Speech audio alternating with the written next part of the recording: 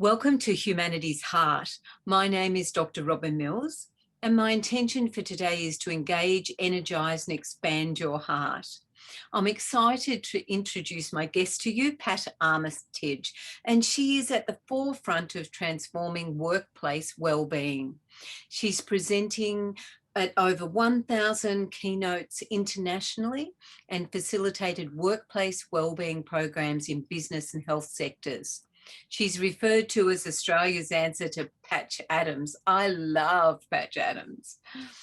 Pat is the epitome of good humour, unwavering positivity and creativity, and she has a rare capacity to meld her creativity and compassion to champion the human spirit, leading people to find joy wherever it appeared there was none. Wow, Pat, I can't wait to begin our conversation with you. Thank you so much. Having worked in many different cultures, and in fact, my PhD is on horizontal violence in the workplace. Wow. So having you on today is going to be absolutely amazing. What stepped you into this? Well, if we go back to the very beginning, I wanted to be an artist, and my mother said, well, that's lovely, dear, but I think you should get a proper job. And so it was that I went nursing. Had no intention ever of taking that path, and I nursed for 16 years. And a little story I'd like to share at the outset is the very first man I ever bed bathed was a man by the name of Bob Hall. A construction crane had fallen on Bob and he was literally flattened.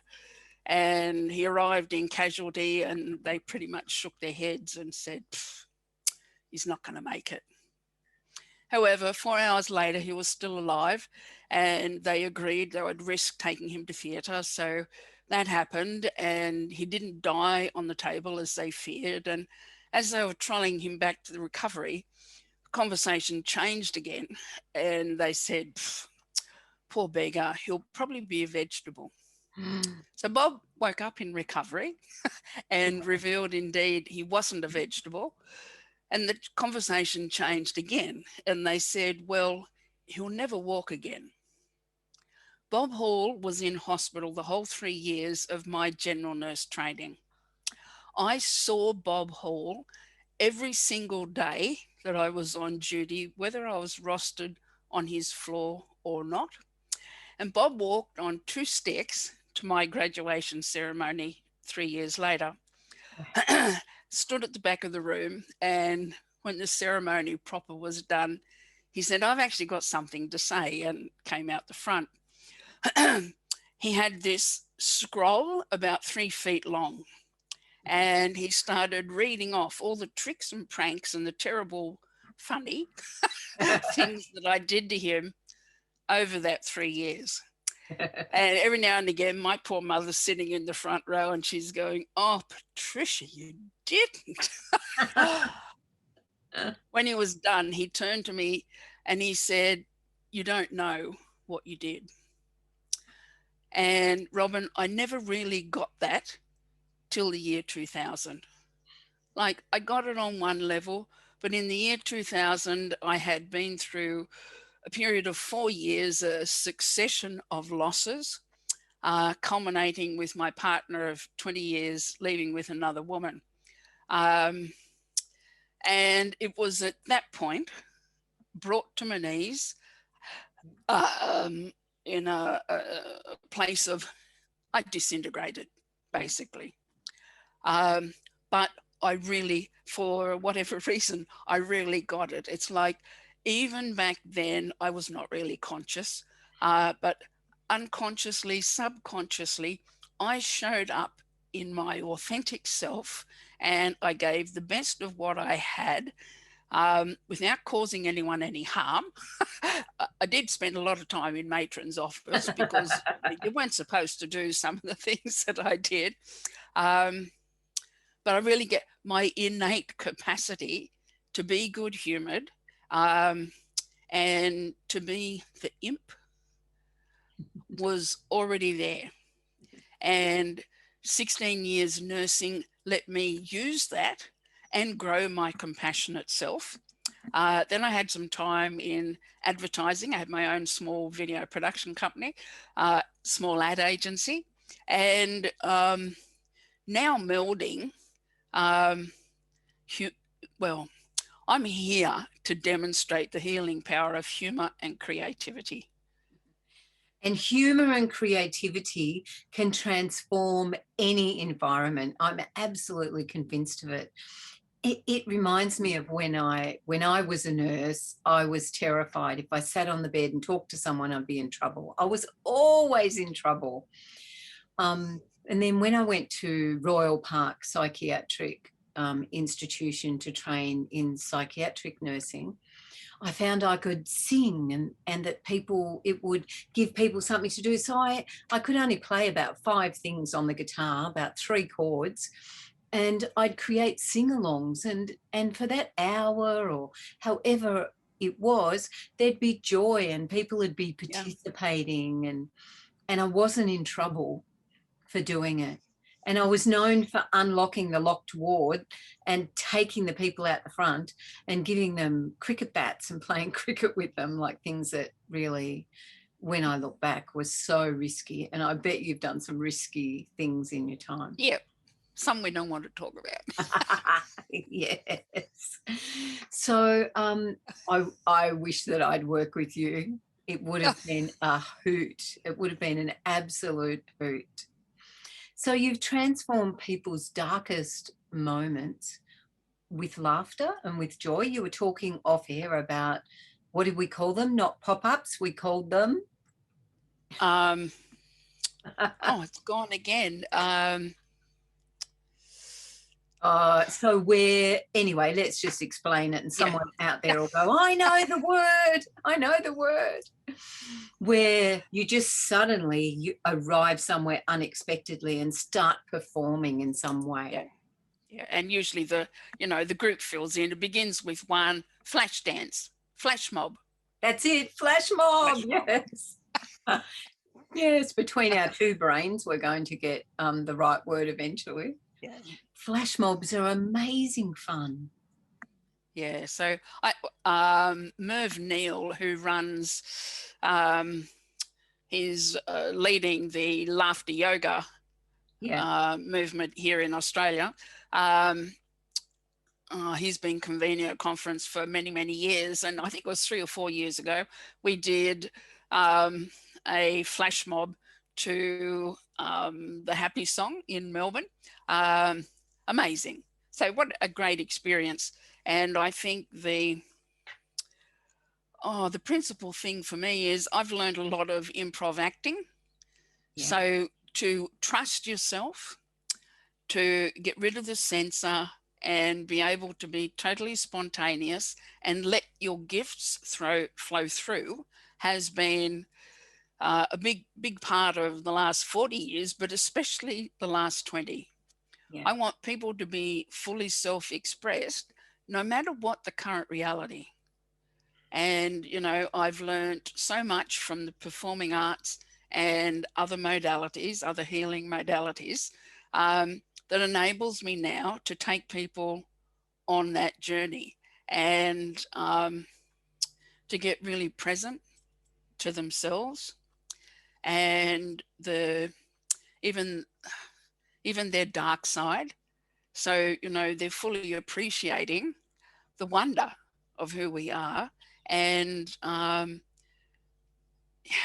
well informed we are by our emotions, and, learning to, they're like a guidance system, learning to respond to those helps us with that traversing, so that I love the word equanimity. So we're experiencing more equanimity rather than peaks and troughs. Explain equanimity to me. I haven't got the dictionary definition in my head, but equanimity for me is about being comfortable enough to go with the flow and knowing if there's a rock ahead, you can choose to go left or right and move around rather than be in a place of resistance, because resistance creates pain. So being able to go with the flow and having sufficient trust that even though it looks a bit precarious, is actually okay. Yeah. You know, and in that place, it's just like moving with little tidal influence, not big peaks and troughs, which can be, you know, our experience of life if we can't be with what's happening and know what we need to do in order to heal, because there's healing in those peaks and troughs. That's we've got to heal stuff. So being able to be in that space and become more self-directed and the journey's more peaceful.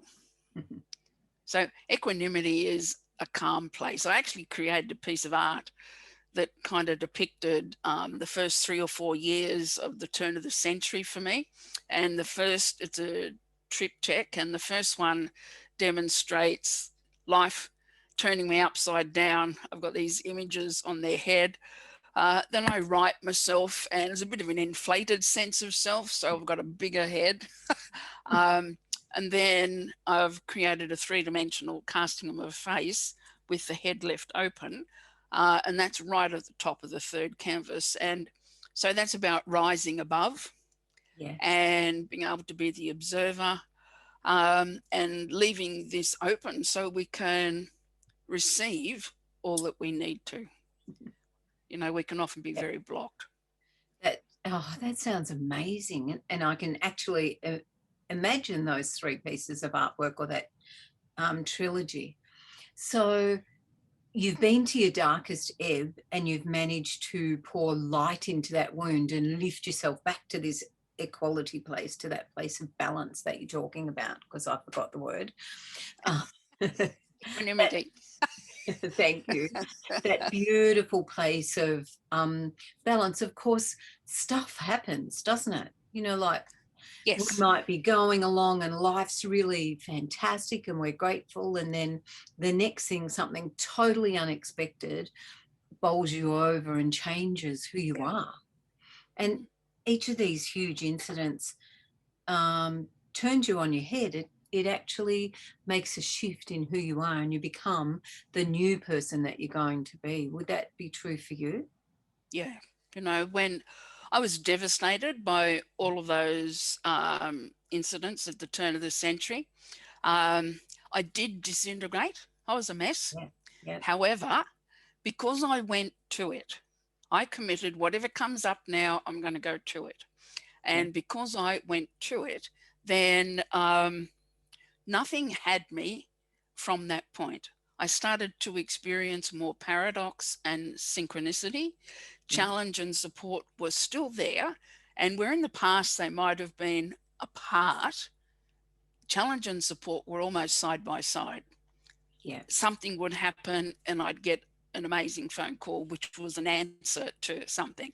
You know, there were these, and everything was closer. And I think it's because I got present to my life in a way that I hadn't been before. I think I was reasonably so, but, and, you know, I went to a grieving program with 400 parents who had lost children in Auckland. And you can imagine the energy in that room. It was just 2 or 3 hours later, I'm on the phone talking to a magician. I was in Auckland at that time, about laughter yoga. And he's not telling me any jokes, but I'm laughing my head off. And he was inviting me to bring laughter yoga workshops to New Zealand, which I did.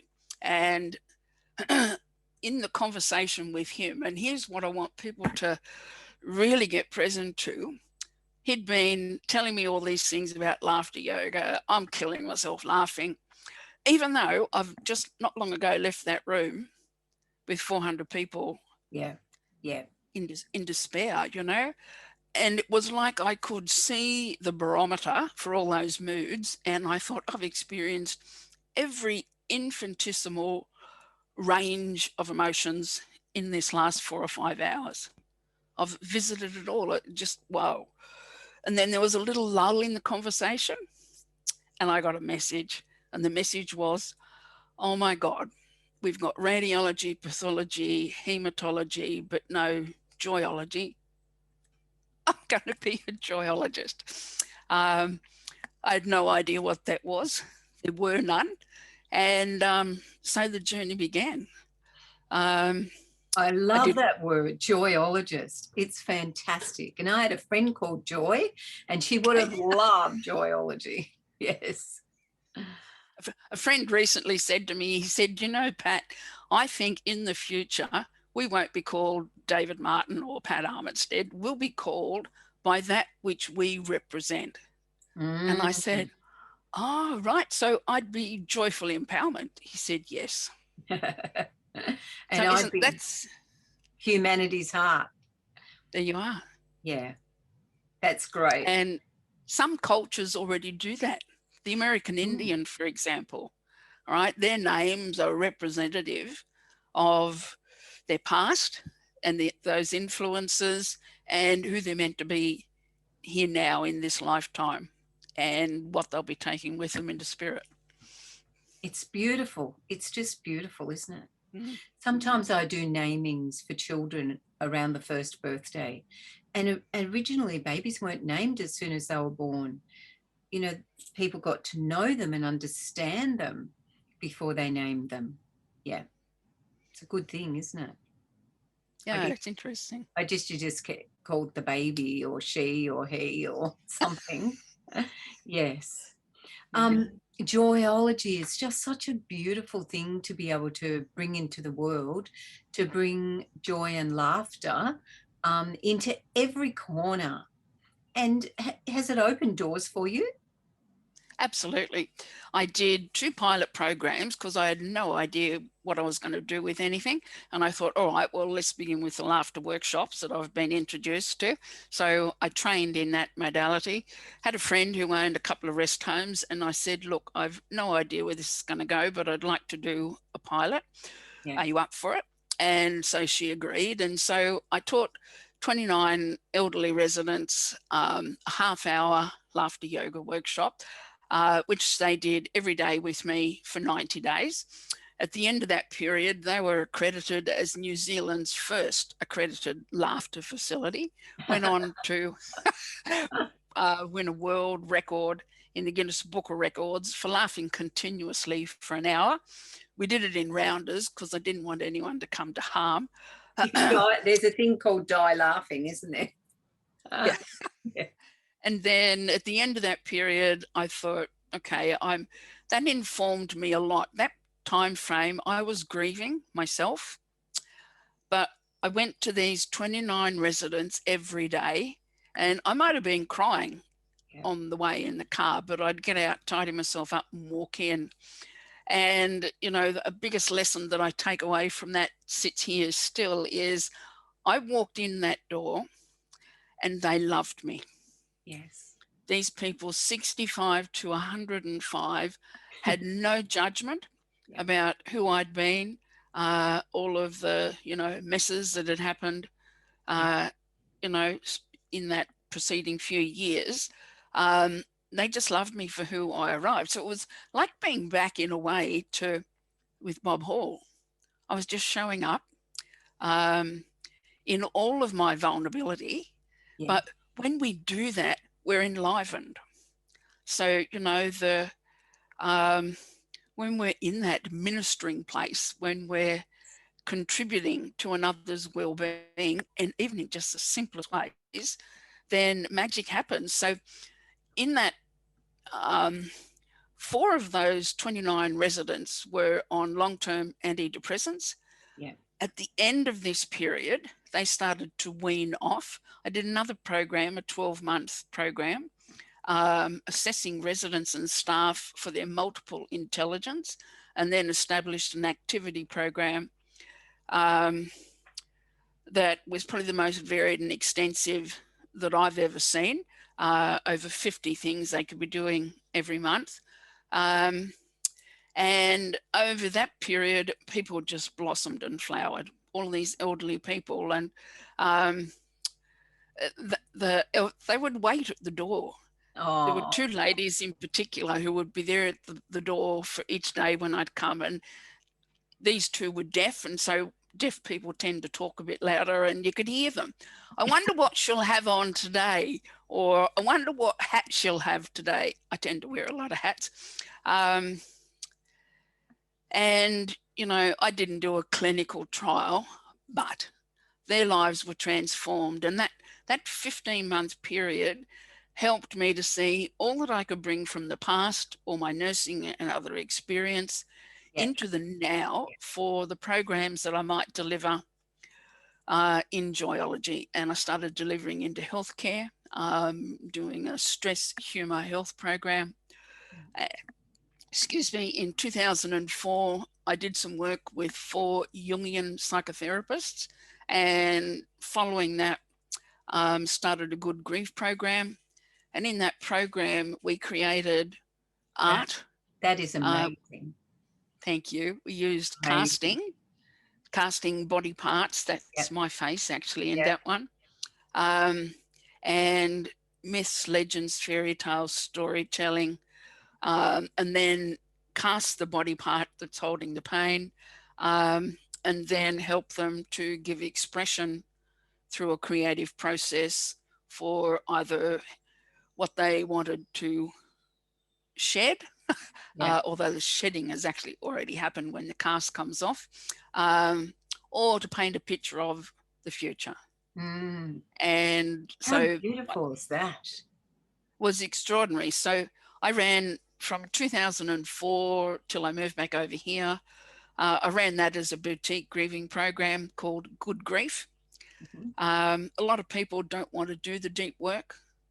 They do a bit surface when looking at grieving. So yeah, not everyone was up for it. And I saw fairly quickly, you know, I'm not going to fill a program every week delivering this work. It's pretty unique. And I'm really happy with that because I did it about 6 or 8 times a year. I did my stress humour health program at the university, and I spoke at conferences, either opening or closing keynote, and I just evolved and got better as the years progressed. Well, that's really incredible. It makes me wonder who influenced you. Patch Adams was a huge influence. I love that movie. That movie was amazing. Absolutely amazing. Yeah.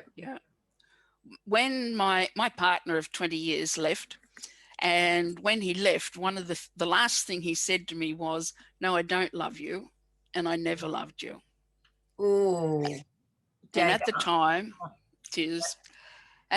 I thought, if that's true, then everything I've ever known is not true. So that's when I disintegrated. Yes. About 3 months later, I woke up one morning and I'd lost the pigment out of my skin overnight. Both my hands and lower arms gone white. Yeah. And when I went into the bathroom, there's a butterfly shape on my chest. In the movie, Patch Adams, when his girlfriend is shot, he goes and stands over where he's going to build Gesundheit, the hospital. He's got a battered old briefcase, and a monarch butterfly lands on that briefcase and then lands on his chest. So when I looked in that mirror that morning, here's this butterfly image, and I know that story from the movie. 18 months later, I toured with Patch, and there are some moments in that 18 months that show me now I was being led to that. Yeah. You know, it was no accident that I toured with Patch. That is amazing. And he's patron of my, I have a channel that I do usually one series a year called the Laughter Channel, where human interest meets humour interest, and he's patron of that. Wow, that's huge, isn't it? Absolutely huge that people have stepped in, and you've stepped up, because you could have easily not stepped up, but you chose to step up. And I think that's the difference in when people are making such a huge difference in the world like you, that when opportunities flow to them, they open the door and go, okay, I'm going to do this, even if you don't know what you're doing. Exactly. You just And go, at the yep. very outset, I had no idea. I was like a dog with a bone. If anyone stood still long enough, I talked. That's So, great. you know, and I just used every opportunity to harness what do you want me to say? What do you need from me? Yep. In the last 20 years, I have sent over 20,000 pieces of what I call glad mail. This is cards celebrating, honouring, congratulating who I see people being. Wow. And I give them out at conferences. So that's 3 a day. Yeah. 3 a day. Wow. And, you know, I really get, in my life, have been committed even before I knew it. Yeah. I showed up for Bob Hall every day for 3 years. Yeah. Wow. You know, but I wasn't consciously doing it. Yeah. I was just called to do it, and I followed that. And it's that instinctual part of ourselves that we've actually lost touch with. Yes. And we need to regain that, because current circumstances are calling from us something that logic and strategy won't provide. Yes. And you can see, I mean, the hurt and the devastation around the world, but there's also glimpses of change that will be everlasting, that will be helpful to us in the long term. Yes. Yeah. And it's like the crack where the light's getting in. Yes. Out of the darkness, the crack where the light's getting in. I was wondering, Pat, if you were towards the end of your life, and we're both in that sort of getting there age group, and you looked back, what would your heart say how you lived your life?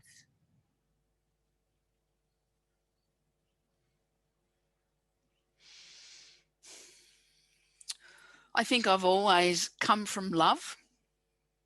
I think I've always been a contribution, and I've always seen people as great. So much of what we look out on now, like fault finding, is rampant at the moment, right? Yeah. People are just finding fault with one another. And that capacity to see the good has fostered my own experience of life. I call myself a bit of a Renaissance woman, and people say to me, oh, you couldn't possibly have done all those things. And it's like, well, actually I have. And like a lot of the Renaissance artists, I've explored everything, right? Everything that came to me was there for me to experience. And let's label it, you know, good or bad. And once I could see that,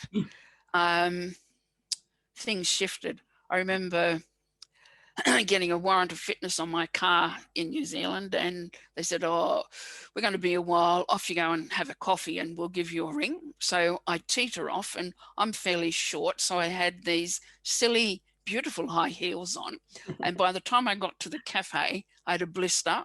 So I ordered a coffee, and I said to the girl, I don't suppose you've got a Band-Aid? Oh, of course, she says. So I plunked my things down on the table,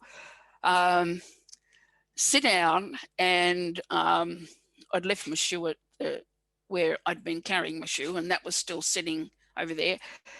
Put the Band-Aid on my toe, and I'm about to get up and go and get my shoe, and a man is in front of me, and he's holding my shoe like this.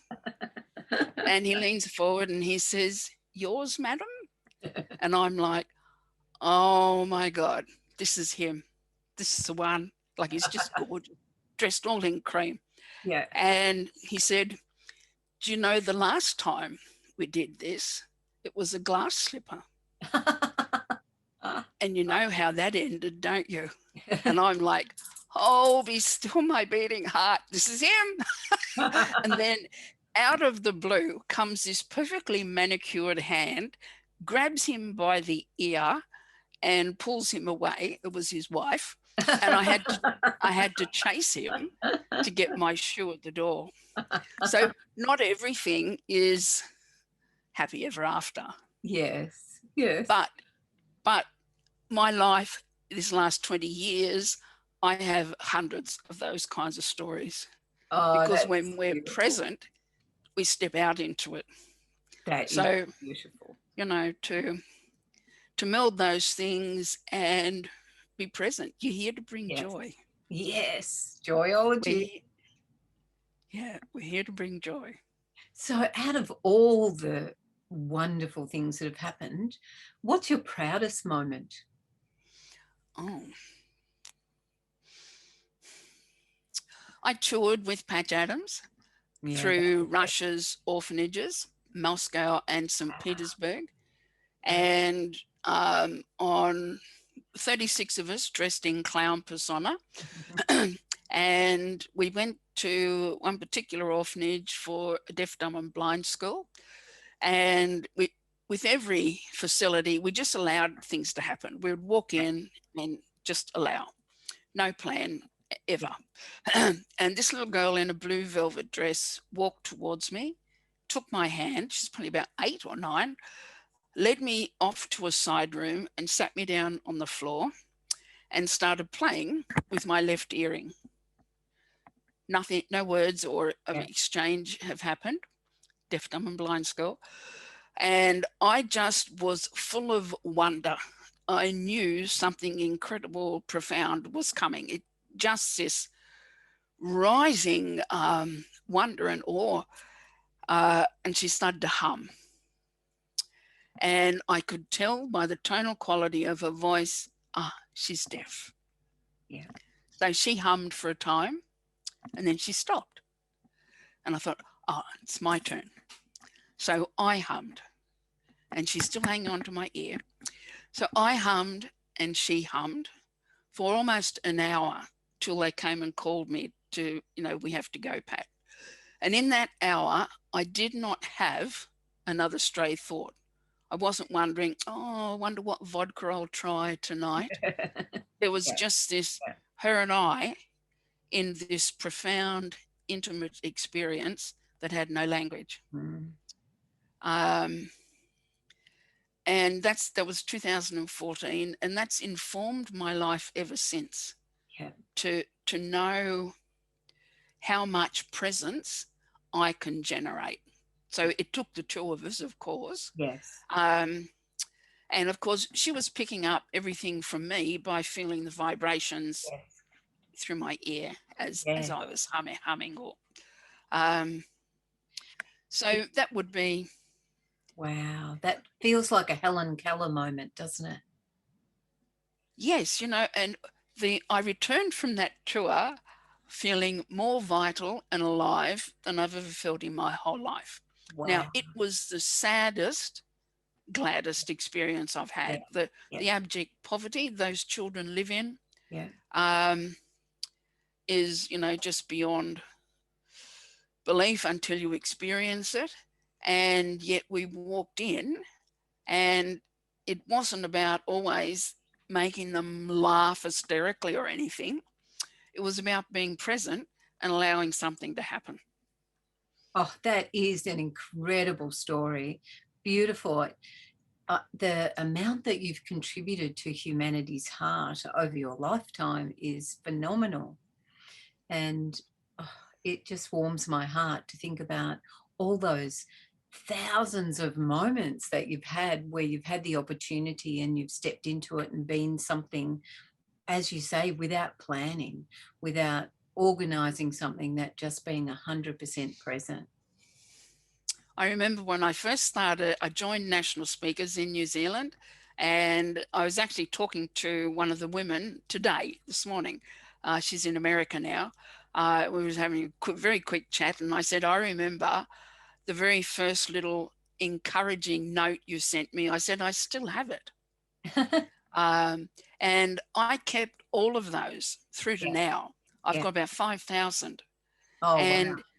It's the the more present and connected we are, the more we get seen.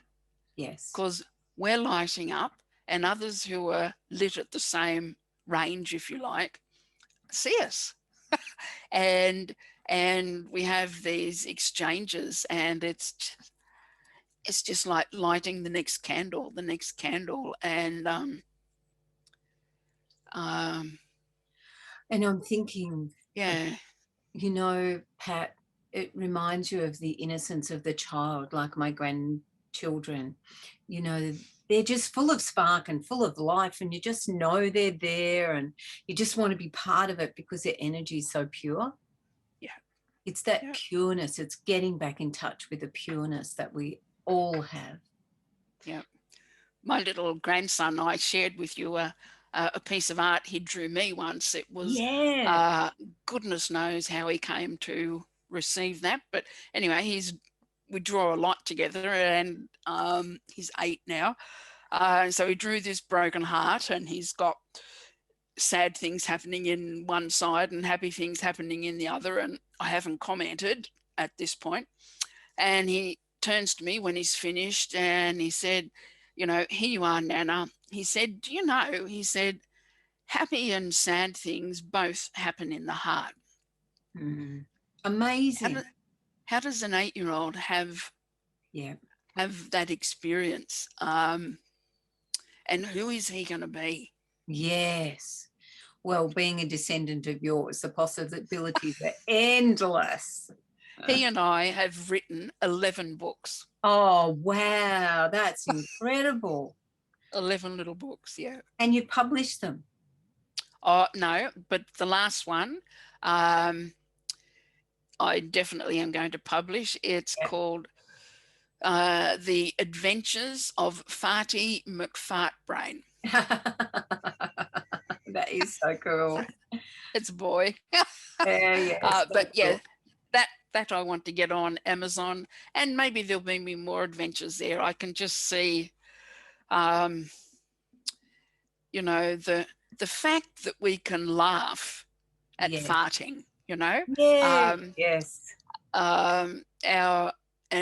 The incredible amusement children have around that, you know. Farting later in poo. Yes. Yes, my 3-year-old granddaughter goes poo poo poo, you know, like, of course it's funny and we all laugh. Yeah, beautiful. So before we come to the end of the interview, Pat, is there something that your heart wants to say that I haven't asked you?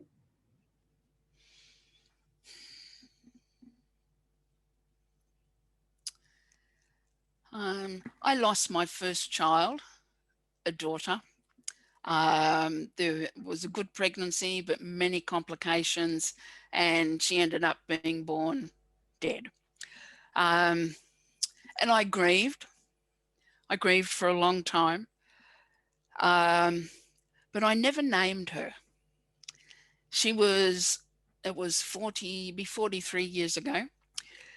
I buried her as baby Armitstead because that's what people did, and I just followed suit. Funny, we were talking about names earlier. Yes. And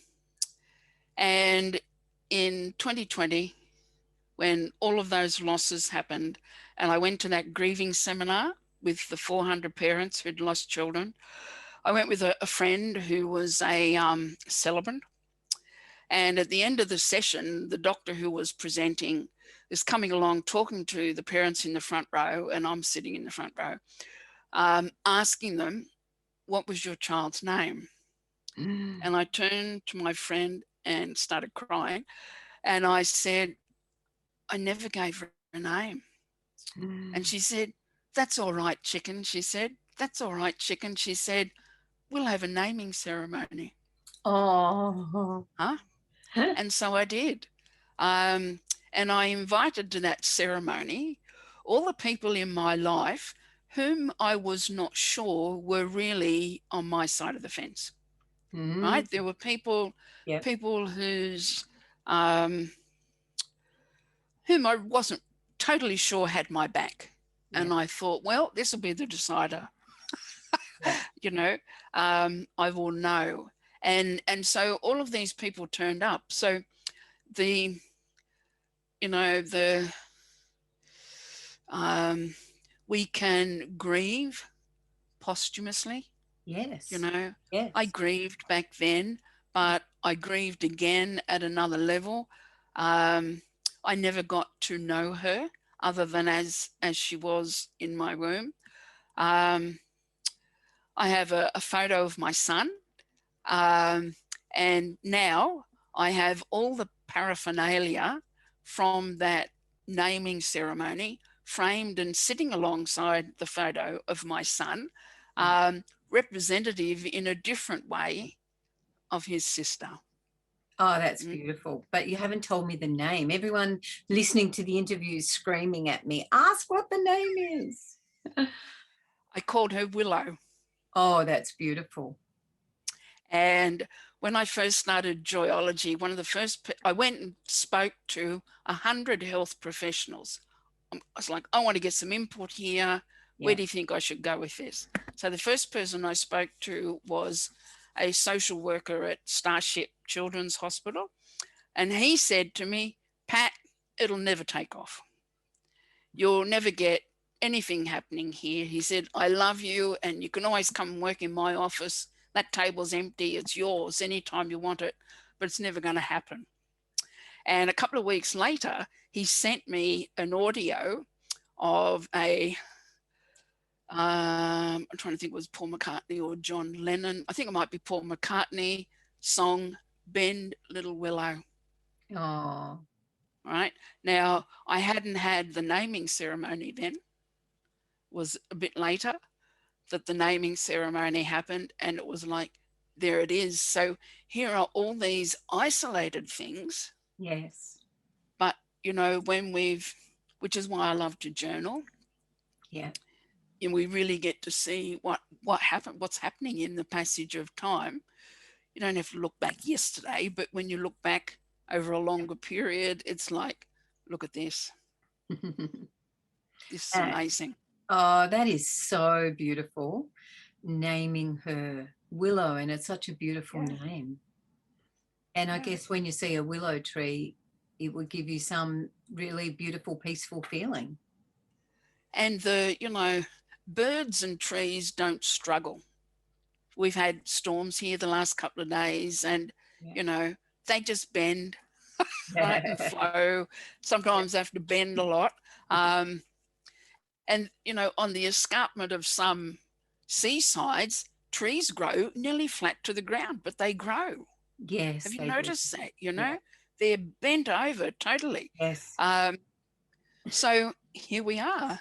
We're experiencing growth, influenced by the environment, but still we grow. Yes, that's beautiful. There used to be a tree, a beautiful, it was a very, very old tree. I forget what kind of tree it was, in the town where I was born, Camden. And it was named the Anthony Hordens planted the seed, and, you know, the old department store.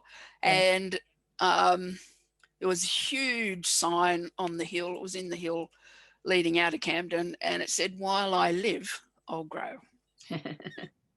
That's beautiful. Really love it. I have had such a great time talking with you this morning. You are really inspiring. My heart feels full of joy, and that's what I hope happens to the people that are listening, that joyology permeates them while they're listening to this show.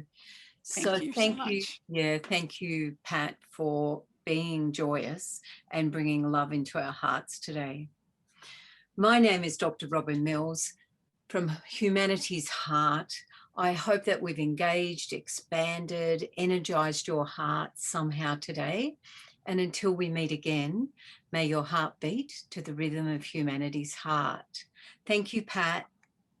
Thank you so much. Take care. Yeah.